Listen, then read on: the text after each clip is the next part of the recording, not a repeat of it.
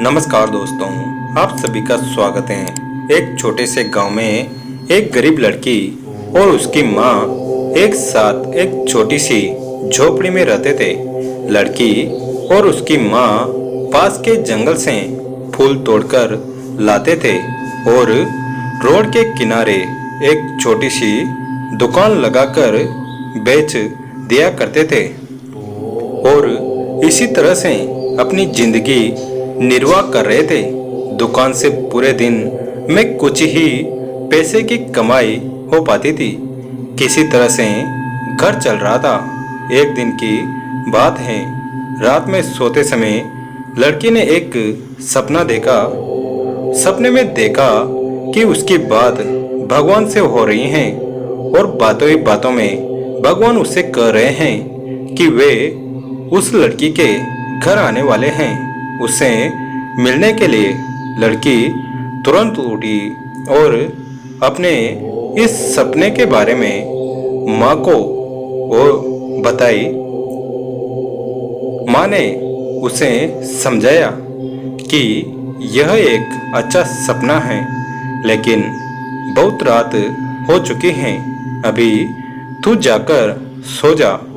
माँ की बातों को मानकर लड़की सोने के लिए तो चली गई, लेकिन उसे नींद नहीं आ रही थी। उसकी आंखों के सामने बस भगवान ही दिखाई दे रहे थे। बहुत देर तक भगवान के बारे में सोचते सोचते आखिर उसे नींद आ ही गई।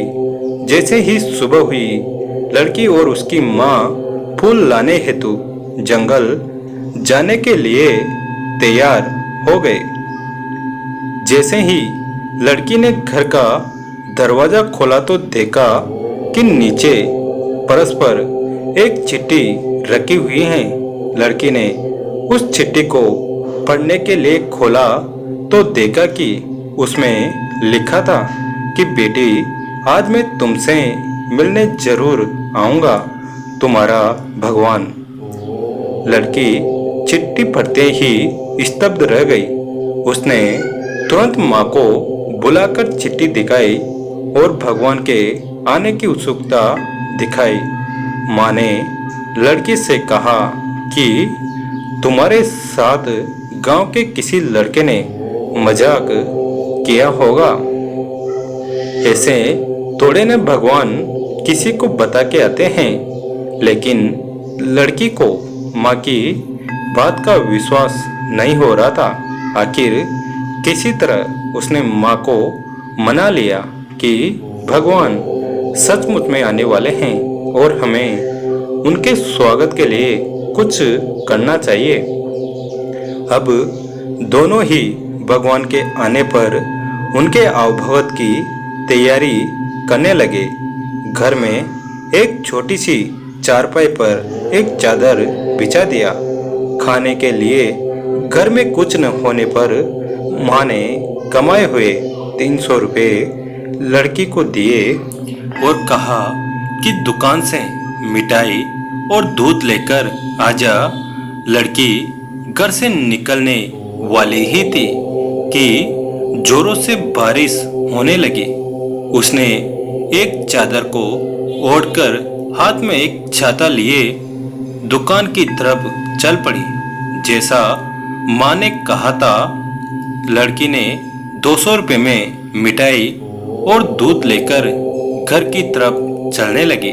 उसे डर था कि कहीं भगवान आकर चले न जाए, इसलिए वह एक रिक्शा करके तुरंत घर की तरफ निकल पड़ी। लड़की घर के करीब पहुंचने ही वाली थी कि उसने देखा कि रोड की एक किनारे एक औरत एक छोटे से बच्चे को हाथ में लिए खड़ी थी। शायद उसे किसी प्रकार की कोई मदद चाहिए थी।